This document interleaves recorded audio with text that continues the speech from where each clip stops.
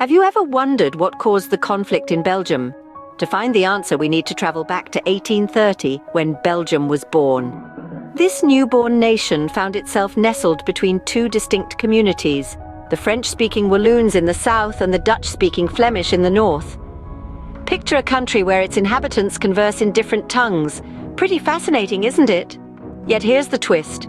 This linguistic split wasn't merely about syntax and semantics. It permeated their politics, their social exchanges, and even their cultural expressions. The language barrier, my dear listeners, was more than just words. It was a chasm that divided communities, a silent tension that bubbled beneath the surface of everyday interactions. Imagine two siblings under one roof, unable to fully communicate because they speak different languages. Over time, minor misunderstandings can morph into major disputes. In the case of Belgium, these disputes escalated into full-blown conflict. A country born with two tongues, Belgium was a newborn nation cradled between two distinct communities. Now imagine a country where its people speak different languages. Sounds interesting, right? But here's the catch. Belgium, a relatively young nation, was born into a cradle of linguistic diversity.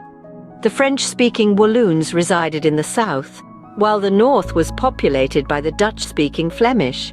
However, the divide was not merely linguistic. It permeated the very fabric of their society, influencing politics, social interactions, and cultural expressions.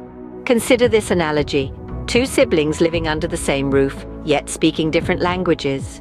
Simple misunderstandings can quickly escalate into heated arguments, and over time these disagreements can lead to enduring resentment. In Belgium, this linguistic chasm was no different.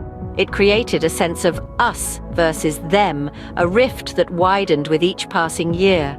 The result was a nation divided, its unity threatened by the invisible yet palpable barrier of language. This linguistic divide, my friends, was not just about language.